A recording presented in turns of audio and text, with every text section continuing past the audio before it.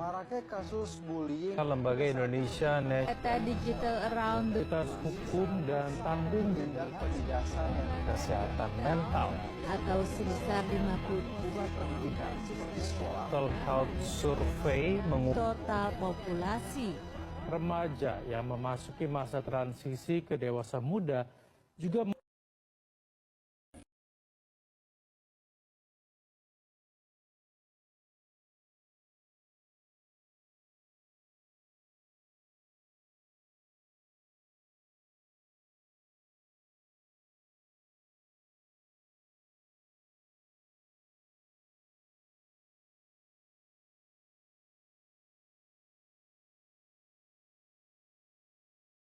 Guys, perilaku tersebut tidak boleh diikuti ya.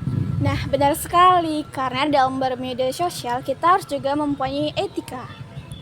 Berikut beberapa etika dalam bermedia sosial. Yang pertama, kita harus berpikir lagi sebelum memposting sesuatu. Karena kita harus mempertimbangkan apakah postingan kita sudah bermanfaat, benar, dan tidak menyinggung perasaan orang lain. Yang kedua, berpikir sebelum mengomentari postingan orang lain. Jadi, gunakan bahasa yang baik dan sopan agar tidak menyinggung perasaan orang lain. Yang ketiga, mari menghormati data dan privasi orang lain. Karena mengunggah foto orang lain atau privasi orang lain serta informasi pribadi orang lain merupakan perilaku yang tidak boleh dilakukan dalam bersosial media. Yang keempat, waspada jejak digital karena jejak digital dapat diakses oleh orang lain dan dapat merugikan diri kita sendiri. Yang kelima, patuhi hukum. Hindarilah konten yang melanggar undang-undang serta bersifat mencemarkan nama baik. Nah, jadi sudah paham kan etika dalam bermedia sosial? Berikutnya kita akan membahas dampak negatif jika kita tidak bijak dalam menggunakan media sosial. Pertama, bakal menimbulkan konflik sosial, kita bakal dijauhi oleh orang lain, dan orang lain bakal salah paham dengan kita. Menurunnya produktivitas, terganggunya pembelajaran, pekerjaan, dan aktivitas kita sehari-hari. Yang ketiga, terganggunya kesehatan mental. Kita akan merasa cemas, sulit tidur, dan depresi. Tahukah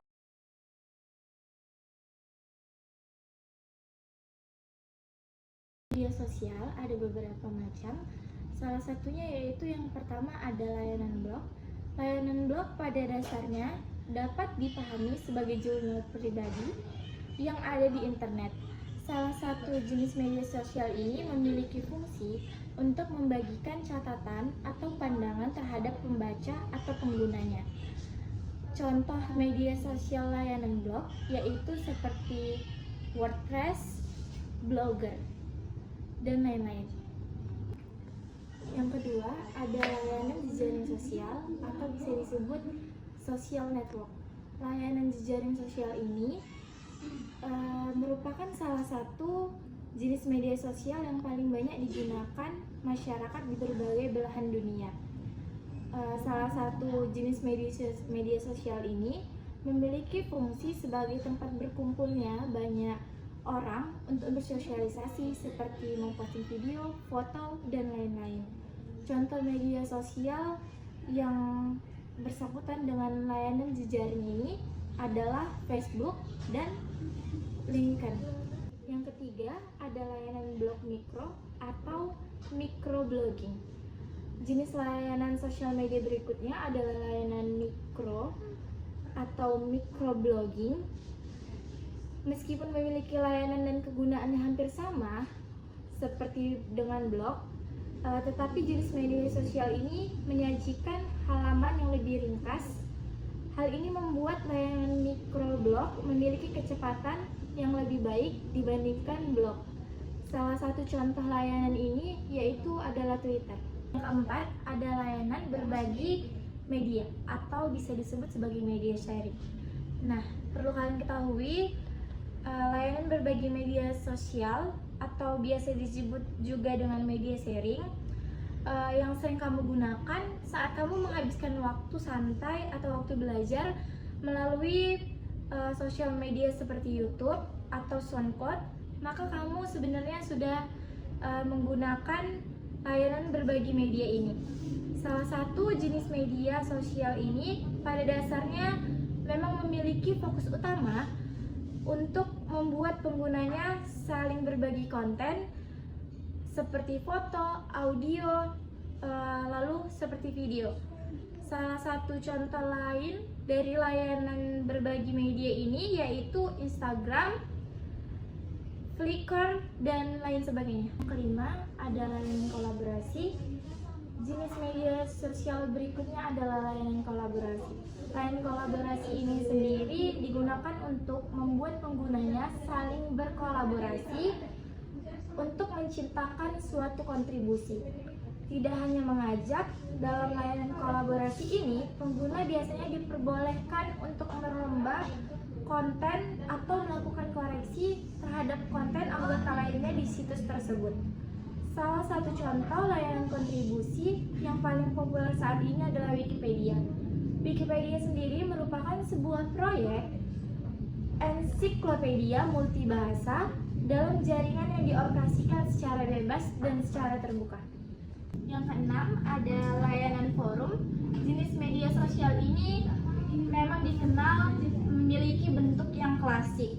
Jenis layanan forum ini dapat dikatakan sebagai salah satu jenis media sosial yang telah lama muncul dan telah luas dan dikenal sejak lama.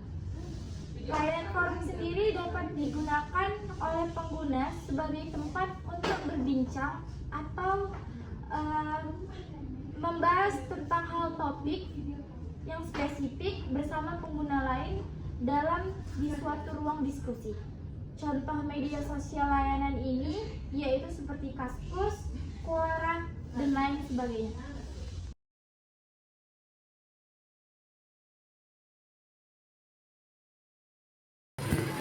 Tahukah kalian, dalam bersosial media, pasti kalian pernah kan memverifikasi informasi pribadi atau data pribadi kalian? Jangan salah loh, itu masih bisa disalahgunakan oleh pihak-pihak yang tidak bertanggung jawab. Berikut ada beberapa modus atau penipuan yang sering terjadi di era digital saat ini. Berikut 5 ancaman-ancaman yang sering terjadi di dunia digital. 1. Ada malware. Malware adalah perangkat lunak yang berupa virus yang bisa merusak sistem atau bahkan mencuri data.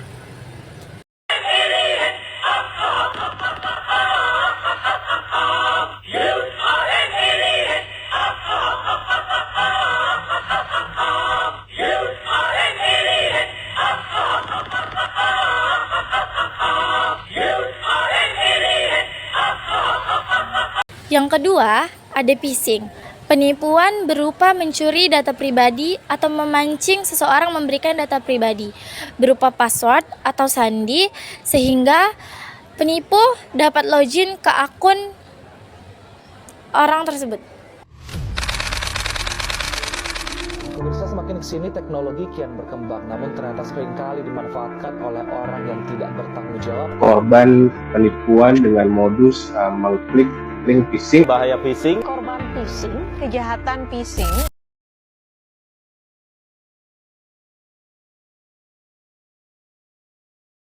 Yang ketiga, rekayasa sosial, memanipulasi korban agar membocorkan data pribadi dan melakukan tindakan tertentu. Yang keempat, SIM swap, mengambil alih nomor telepon korban untuk masuk ke dalam akun yang terkait pada nomor telepon tersebut. Seorang pengusaha aksesoris kendaraan melapor ke Sentra Pelayanan Kepolisian Terpadu atau SPKT Polda Jawa Timur. Ia menjadi korban undangan pernikahan digital yang dikirim melalui pesan singkat. Korban sempat berbalas pesan dengan pengirim yang memintanya membuka tautan undangan. Namun saat tautan ditekan, tiba-tiba muncul 6 aplikasi mobile banking. Setelah itu uang di saldo ATM korban berkurang dan munculnya notifikasi transaksi transfer di email.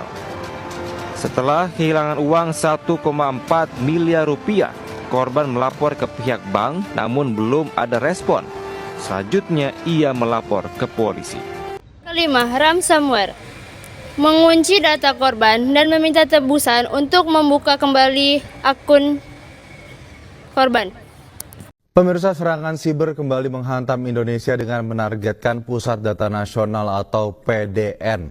Serangan itu tidak hanya mengancam keamanan data warga, tetapi juga menyebabkan gangguan di berbagai layanan umum yang bergantung pada Pusat Data Nasional.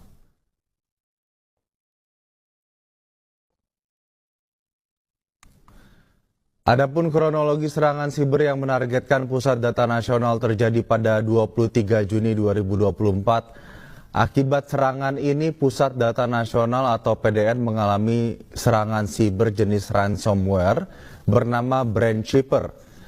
Serangan ini pun berhasil menginfeksi dan mengenkripsi data penting yang tersimpan di Pusat Data Nasional.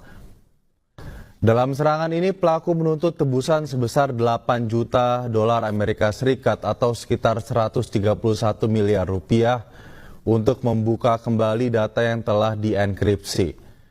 Menurut Kepala Badan Siber dan Sandi Negara atau BSSN Hinsa Siburian, serangan ini merupakan pengembangan baru dari ransomware Lockbit 3.0. Dan lebih dari 50 juta data warga berisiko terekspos dalam insiden ini.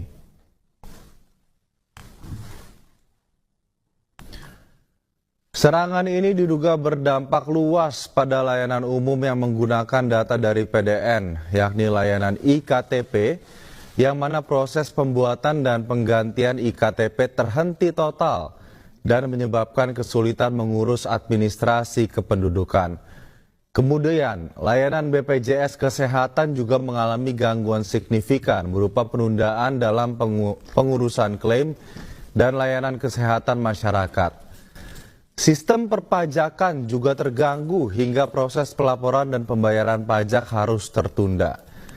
Layanan keimigrasian juga terhenti dan menyebabkan penundaan dalam penerbitan dokumen penting warga negara Indonesia maupun warga negara asing yang berada di Indonesia. Selain itu, layanan pendidikan menjadi terhambat terkait dengan proses pendaftaran dan administrasi lainnya. Layanan perbankan, kemudian pemirsa, layanan perbankan dan keuangan juga mengalami gangguan dalam proses verifikasi data nasabah serta layanan perbankan lainnya. Pemerintah telah mengambil langkah cepat untuk menangani situasi ini, antara lain dengan perbaikan sistem keamanan. Tim teknis diterjunkan untuk memulihkan dan memperkuat sistem keamanan PDN. Kemudian investigasi mendalam guna mengidentifikasi pelaku dan modus operandi serangan. Dan peningkatan keamanan siber untuk memperkuat infrastruktur keamanan siber.